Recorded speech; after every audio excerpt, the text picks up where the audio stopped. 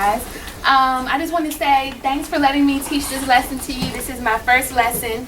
I'm teaching at Johnson Street, so I'm excited to be here. Let me tell you a little bit about myself so then we'll all feel more comfortable. That's me outside of my school media glasses and attire. I'm Ms. Barnes, as I already said. I'm getting my Master's of Library Science degree at UNCG, which basically is a fancy name for I'll be a librarian. I'm trying to be a school librarian, so I'm here, I'm doing some hours, trying to get as much experience as I can before I graduate. And I'm from Elizabeth City, North Carolina. It's a really small town. I don't know if anyone's heard of it, but I'm down there by the Outer Banks. And just a little fun fact is that I love the color pink, so. Cool. Okay, so whenever I teach a lesson, I always have 3 rules. I try to keep it simple because honestly, who's going to remember more than 3 rules, right? Okay, rule number 1, when I or someone else is speaking, you are listening. 2, if you have a question, please raise your hand. That's just out of respect. And 3, when I am teaching, please be quiet unless asked to speak. Basically, it's just mutual respect for one another. I'm going to respect you. You're going to respect me. That's pretty simple, right? Right, okay. I noticed that you guys did name tags. I appreciate it. Though I have on glasses, I still may not be able to see, so just work with me, okay? You may see Dr. Elder recording. That's for class, for me. They'll just be looking at me, so don't worry. Don't get stage fright. It's just to make sure that I'm doing what I need to do. So let's jump right into the lesson. Is that okay? Okay, and I also want to say I like feedback. I like to hear you guys' thoughts. I know it's early in the morning, but if you could just give me a little life, kind of enjoy it with me, right? Because I don't want to teach this by myself. I need you guys' help, okay? Okay. Okay, so first I'm going to start with a question. I'm going to need your feedback. I'm going to need you to actually take a second and think about it, okay? Which came first, the chicken or the egg? Oh, okay. Let me do it like this. If you think it's the, hands down for a second. If you think it's the chicken, raise your hand. All right, chicken. Okay, hands down. If you think it's the egg, raise your hand. Okay, thank you. All right, so kind of mixed. Would one person like to tell me why they thought it was the chicken? In the back. I'm sorry. The chicken has to lay the egg. Okay, sounds good. Someone from the egg group. Why do we thinking? Yes, sir, in the black. It's like for the chicken to even have another egg, it has to be hatched from it. That's true. Okay, another chicken person. Anybody else saying chicken? But the egg has to be sat on by a chicken so it can actually come out in the warm. That's true. Another egg person. Yes, ma'am. Yeah, but first, before the chicken's born, before the chicken is hatched, the egg has to come first. I wish I could tell you that I actually have the answer to that question. I don't. But it's one of those things that people have their own views about. As you see just a second ago, some people say egg, some people say chicken. Everyone feels that they're right. And there's really, as far as I know, not a right or wrong answer. Both could be justified. And it's the same way with mythology. We're gonna get into that. Has anybody heard of comparative mythology before? No? Okay, but you guys have talked about myths, correct? Yes, yeah. I heard that you guys really like that. Well, comparative mythology is the comparison of myths from different cultures in an attempt to identify shared themes and characteristics. Comparative mythologists come from various fields, including folklore, anthropology, history, linguistics, and religious studies, and they have used a variety of methods to compare myths. These are some important approaches to comparative mythology. Okay, so basically what it is if you've noticed in different cultures, they have different stories. There's the flood. People say that's the kind of the creation story. Other people say different things. There's Hebrew, there's Greek, there's African. There's so many different mythologies, myths out there that all have similar stories and components. So today we're actually going to be our own comparative mythologists, and we're going to be comparing 2 different myths, okay? Okay, so we're going to be talking about the Greek myth of Pandora and the Hebrew myth of Eve. And basically it's the first woman on earth. The Greeks say Pandora, Hebrews say Eve, again, kind of back to that chicken and egg, may not be a right or wrong answer. It's just two different approaches to the same kind of scenario. Okay. So I am going to give you a handout.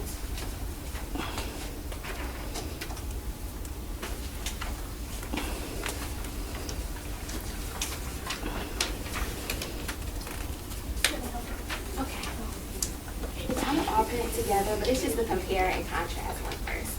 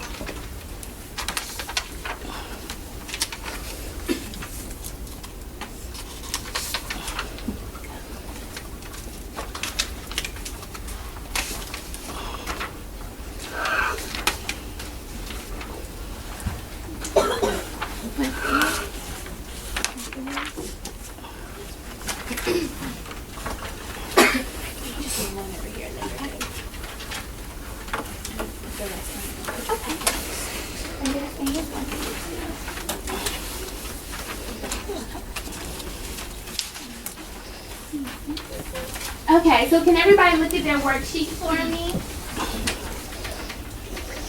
Okay, so we're going to talk about compare and contrasting a little bit, but if you can, on the back, if you could turn it over first. I'm going to play a video for you, and I'm going to read a story to you. I would just want you to take notes on the back. Okay, while you're taking notes on the video and the story I'm going to read you, I need you to pay attention to details, okay? Think about the setting. Where does the story take place? Think about the plot. What is the story about? Think about the characters. Is the man in the story? Is the woman in the story? Okay?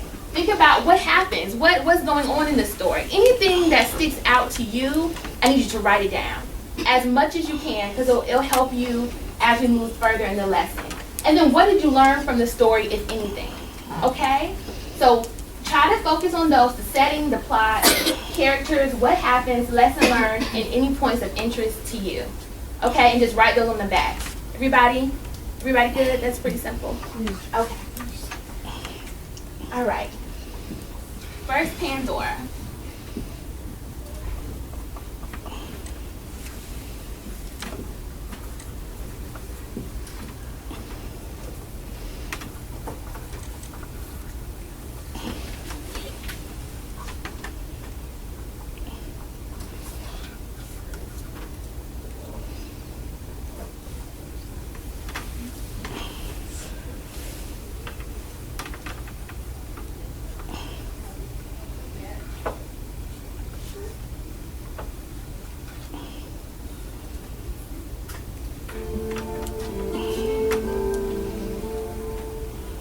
Ages ago, when the earth was still young and fresh, there were no adults. Sorry. Only children who danced and played all day. There was no need for work in those times, for the gods provided enough food for everyone, in the trees and bushes, on the vines, and in the good earth itself. I'm sorry. The gods also provided companions to anyone who wished for one. And that is how our story begins. On the day that Pandora came into the life of Epimetheus, he was to be her companion, and she was to be his. Shortly after Pandora arrived, the young man showed her the inside of his small cottage. Almost immediately, Pandora's attention was drawn to something, a large box that sat near the center of the room. she was curious about it and its contents. When she asked Epimetheus where it had come from and what was inside, he responded that he did not know the contents of the box, nor could he reveal its source, for he had made a sacred promise never to tell who brought it and to never open it. As the days passed, Pandora's curiosity grew more intense.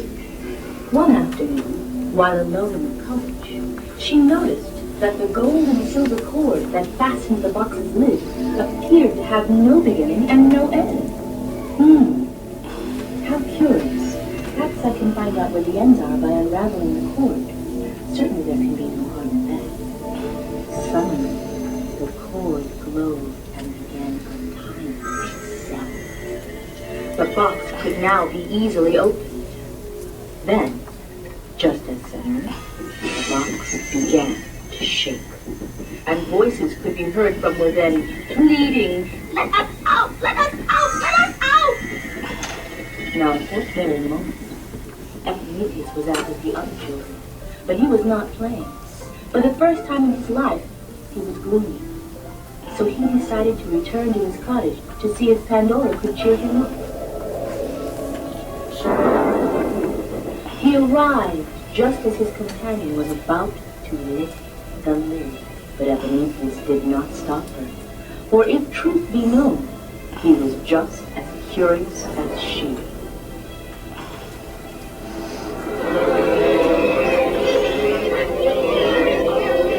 The creatures were the troubles of the world, evil passions, pain, disease, sorrow, anger, tolerance, and all the rest. And out they flew, to spread to the four corners of the earth. And as they did, everyone changed, and everything changed. And yet, not all that came from the box that day was an earthly trouble. One last creature remained. Her wings, which appeared to be made of rainbow, lifted her out of the box until she hovered near Pandora and Epimetheus. "My name is Hope, and I will be here as long as you need me. It is true that you released the earthly troubles today, but as long as you trust in me, I promise to make things better." Pandora and Epimetheus did trust her, and so things did get better. Yes, the troubles remained, and still remain to this day. But hope showed that today's troubles could turn into tomorrow's happiness.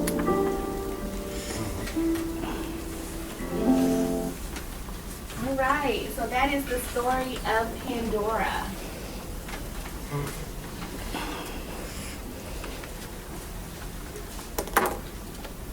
So now I need you to stop and think. Okay, take a moment to write down any other thoughts or any other moments from the video that you think are important. Okay, so I'll give you a second to do that. Any characters? What's the setting? What was the plot? What happened? Did you learn a lesson? Yes, sir. The lesson. Oh, wait, don't tell me. Just write it down right now. Hold that thought. It sounds like a good one. Just jot it down for me.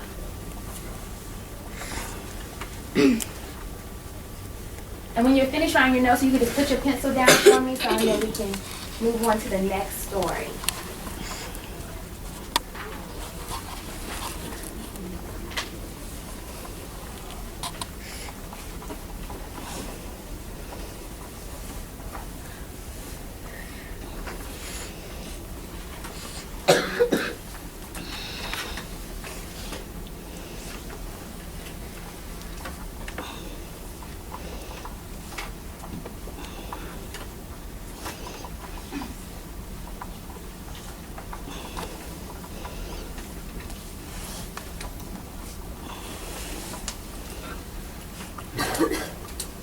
I can give you about another 30 seconds.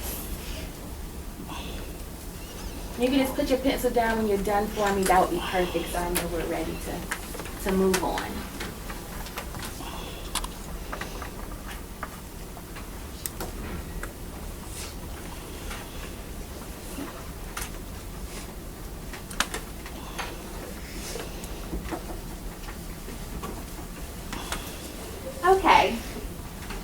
So now we're going to talk about Eve. And for Eve, I'm going to read you a little story, okay?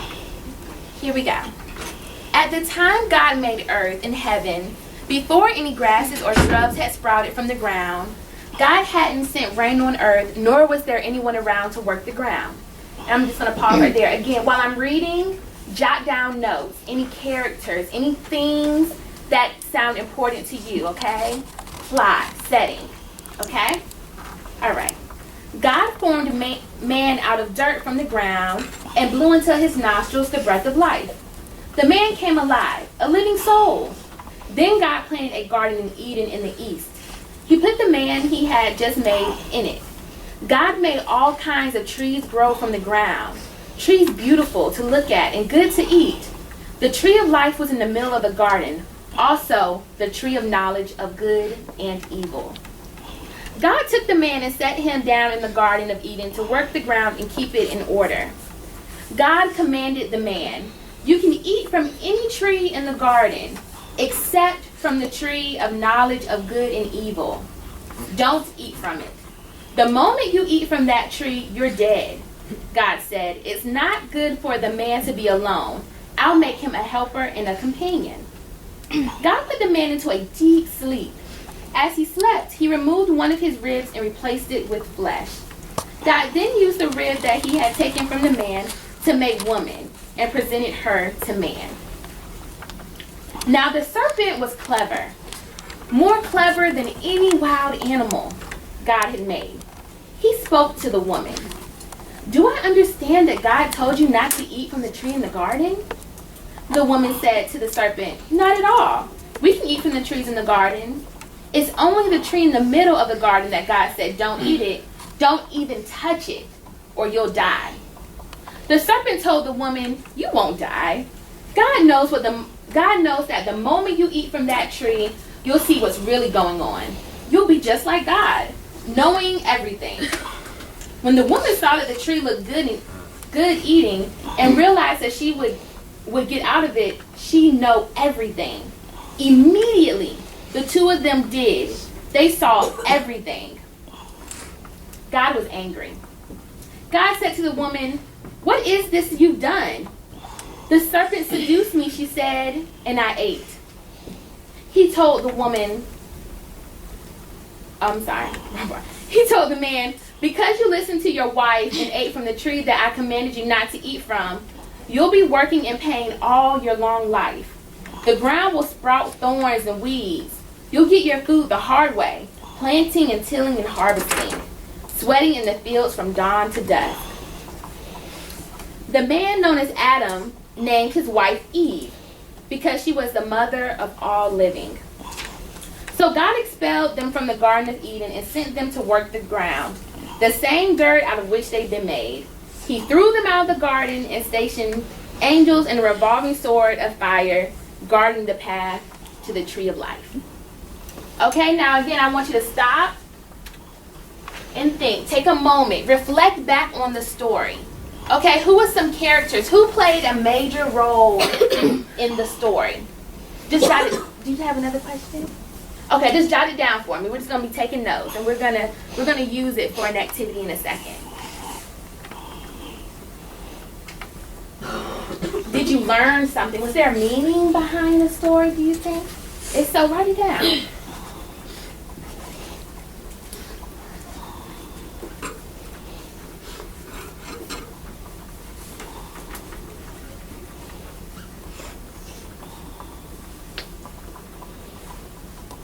And again, if you could put your pencils down when you're finished taking notes, just to let me know we're ready to move on, I would appreciate it.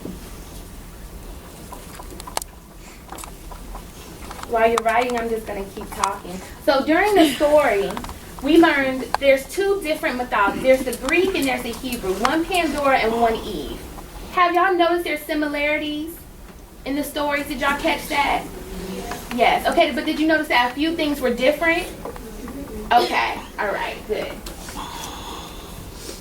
Okay, so a good way to use the notes that we just took to break down what's alike and what's different is a Venn diagram. Is everybody familiar with the Venn diagram? Could you raise your hand if you've heard of it, used it, seen it? Okay. Good. All right, so first, before we even get into the activity, everybody could turn your notes over and look at the compare and contrast. These are just some notes, okay? And they should help you when you go through trying to do a Venn diagram or maybe an assignment where you have to compare and contrast things. It says sometimes you want to use comparison and contrast techniques in your own pre-writing work to get ideas you can later use for an assignment. Making a Venn diagram or a chart can help you quickly and efficiently compare and contrast two or more things or ideas, right? So it's on the pictures, also up here. You put things that are, you put the different subjects on top of both of the circles, and then things in common you place in the middle. As points of comparison, you like to think of who, what, where, when, why, and how. Okay, which are kind of some of the things I was tossing out when you were looking at the video. What's the setting? What's the plot? Who was in it?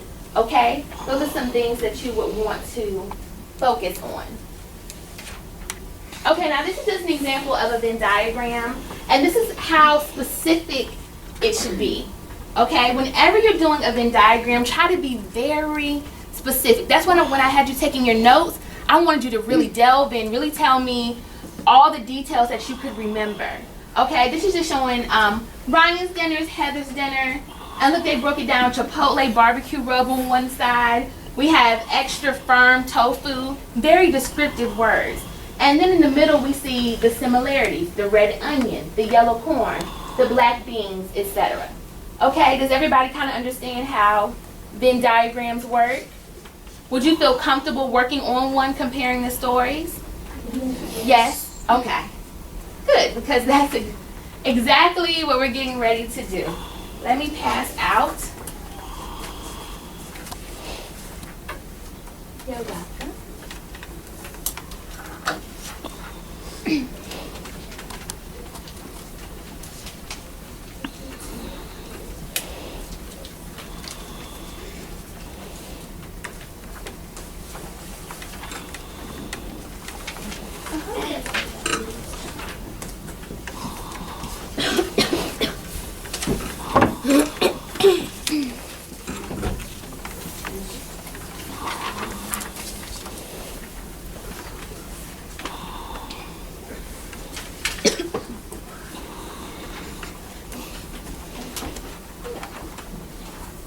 Does everybody have a Venn diagram sheet? No, I'm sorry, ladies.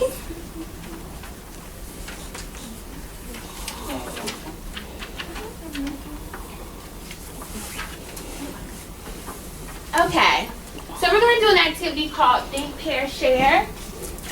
And what we're going to do is, some of you are at a table with three, so it might be more of a group project. But if you're sitting with a partner, you're going to partner up. Okay, and I'm going to need you to share the notes that you've written on the back of the sheet, okay, about the stories. Then you're going to use your Venn diagram worksheet I just passed to you. Put the things about Pandora right here. Eve on this side. Things that they have similar are in the middle. Okay, I want you to try to write down as many things as possible. Really listen to your partner. Try to work as a team. Okay, and then we're going to share them a little bit later. Okay, everybody understand? Yes? Okay, well, I said let's go ahead and get started. Pair up with the people beside you. If you're at a table of three, it's a group. If you're at a table of two, then, table two, then you're a group. And if you're a table of four, then try to pick a partner, okay?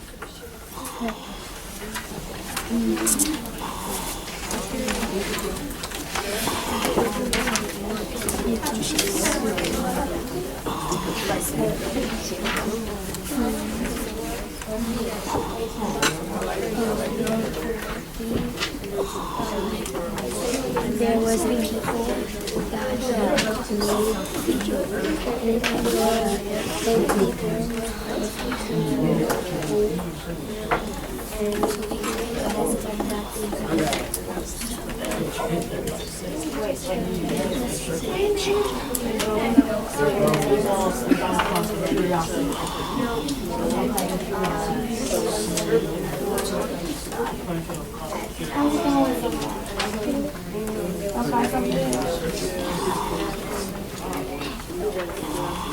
How's it going, ladies? You got some teamwork happening? Okay, good.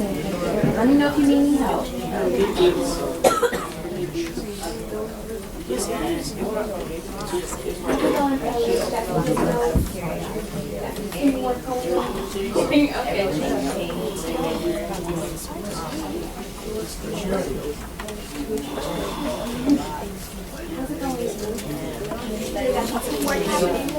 Okay, all right, good, good.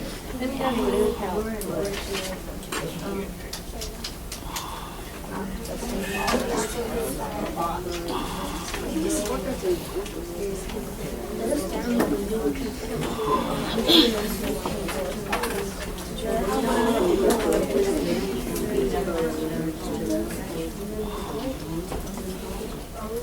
You should have said from all the other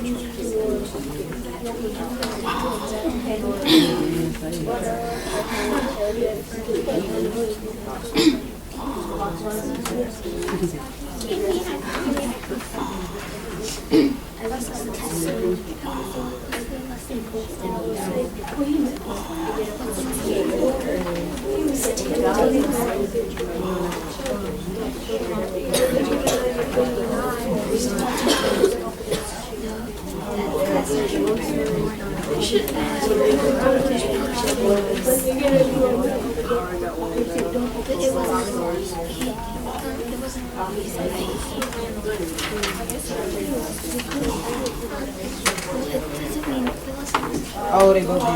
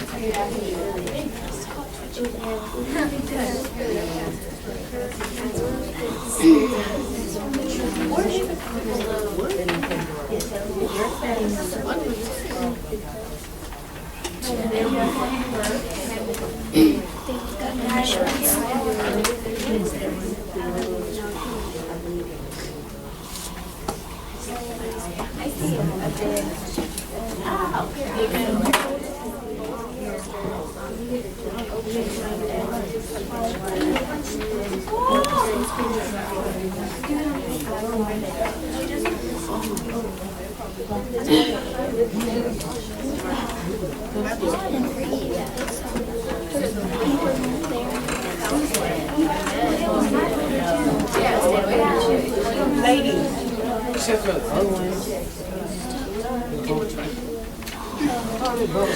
Man, they open the email.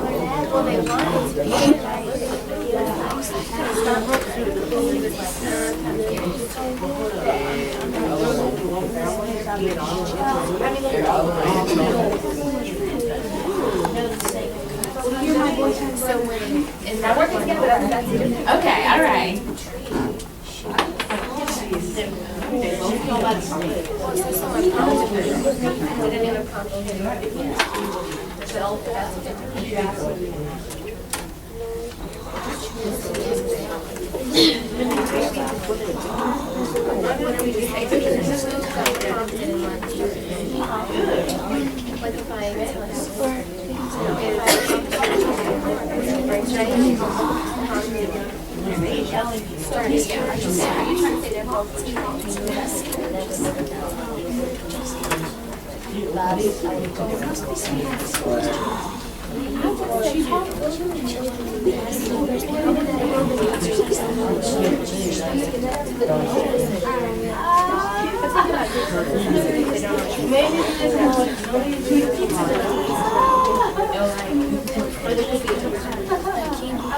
But think about it. There we go. Talk it out. Yeah, I like where you're going. Maybe everybody put their idea on the table and y'all can agree on where to go with that.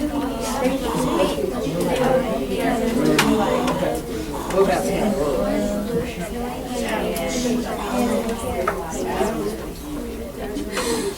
Okay, you got about another 2 minutes. We're gonna have to wrap it up. So get those final thoughts in. She didn't get it.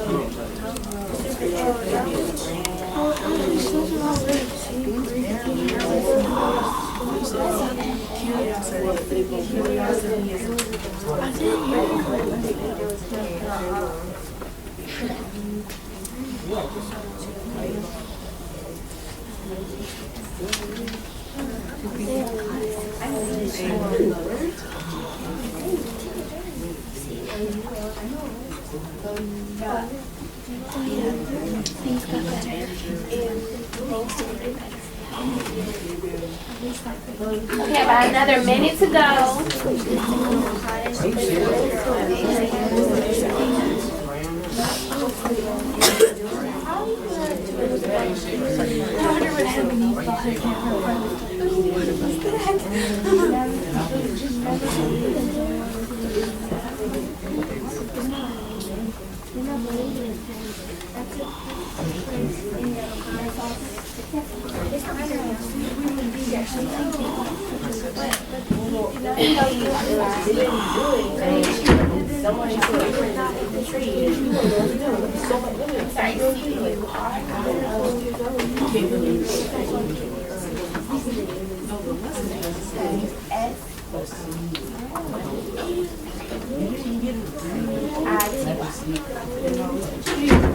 All right, if you can all get to a good stopping place for me, we gotta move forward. You guys are getting ready to go really quickly. Everybody with me? All good? Okay, we're gonna go table by table, and I want you guys to share with me something you put on Pandora's side, something you put on Eve's side, and then something in the middle. Just one from each, okay? I'm gonna start with this table, and we're just gonna go around, okay? We wrote curiosity will kill you. Speak up a little bit. In the middle we said curiosity will kill you. Okay. For Pandora, what did you guys put? She lit up the devils. Shot the devils and Eve. She ate from an apple and it was a bad tree, so they had to do it the hard way. They had to learn how to do stuff the hard way. Okay, very good. This table right here, something from Eve, Pandora, and the similarities. From Eve, we said that there were only 2 people, and then Pandora, there are like more people, Okay. and then in both stories, the women both started it, but then the men followed. Very good, very good. Okay, this table over here, something from Eve, Pandora, and the similarities. Eve, she was made out of Adam's root. Okay. For both stories, they didn't listen.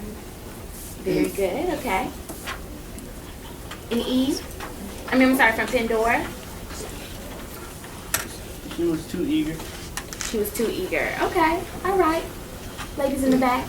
And they were both curious about something, and Pandora was curious about a box, and he was curious about fruit. Okay, what do you have for something that was different first? Oh, you're saying the tree in the box. Got you. Okay. All right, so we have curiosity again. Fellas in the middle. Pandora did not get told to open the box, but Eve got told to eat from the tree by the serpent. Very good. And the similarity? They both did things that they weren't told to do. All right, very good. Very kind of go back to the curiosity. Right here, Eve, Pandora, and similarity.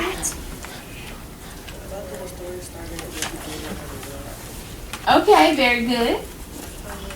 For Eve, it was just in a garden. Okay. And it was very good. All right, back table. Make sure you talk really loudly so we can hear it on the recording. For Pandora, there was no grown-ups. And for Eve, they lived in the garden. Okay. And for both, the men let the women do their own thing. Okay. All right. And this table right here, my lady. For Pandora, Speak up a little bit for me. for Pandora, people were already there, and for Eve, first people weren't there, then they got creative. And for both, nobody tried to stop them. All right. Very good. Give yourselves a round of applause. You did good. It's okay. You're cool. You can still talk for yourself. It's okay.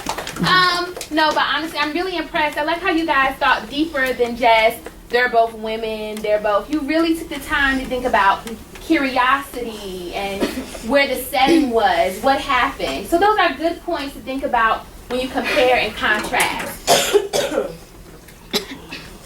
Okay, this is just a quick review over what we went over. Comparison and contrast are ways of looking at objects and thinking about how they are alike and different. You guys just did that in the activity. When you compare items, you look for their similarities, the things that make them the same. That's just an example. Venn diagrams help you think about where the various characteristics of the items being compared and contrasted fit. And to focus on purpose and supporting details, get specific. So one thing is, if you ever have an assignment, Ms. Clark says, I need you guys to do a compare and contrast paper or an assignment, what's the first thing that you can do? But maybe what's something you can do even before that? What's the first thing we did? We Wrote down some notes. Right, take notes, take detailed notes. Okay, then 2 would be do a Venn diagram. Break those notes out, right? Because that makes it easier to see what's alike and what's different.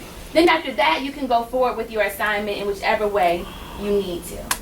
Before we wrap it up, I just want to know, can somebody tell me something they learned today, maybe something they didn't or just realized? Yes, sir. Listen to what you're told to do. Listen to what you're told to do. Okay. In the blue shirt. Yeah, taking notes really helps with the diagrams. Oh, good, good. That Pandora's Greek and Eve is Hebrew. Okay, cool. Sir. Don't let curiosity take the best of you. Okay. Anybody else? Anything somebody else learned from the lesson today that you didn't know? Maybe you weren't familiar with Venn diagrams or you're not used to taking notes? Anybody kind of gain a little bit more?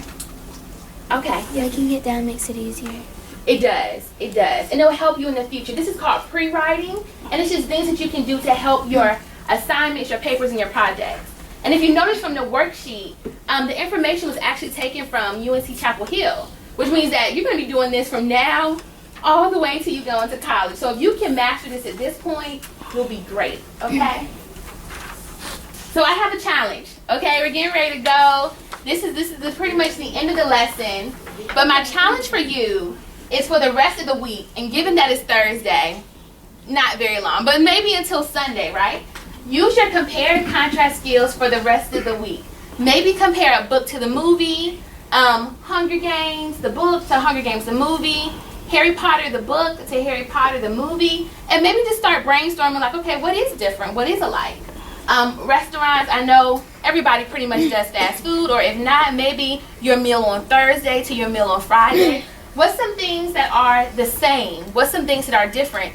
Both have chicken nuggets, but maybe one is better. Maybe one's crispy and the other one's dry. Just try to think about stuff like that, okay? And then for my fellas or my ladies, hey, it's a free country if you like sports, basketball. I'm guessing football is over. Okay, all right. So basketball. Maybe compare your 2 teams. Baseball. I don't know if that's now, but however that works, just think about comparing and contrasting 2 different things.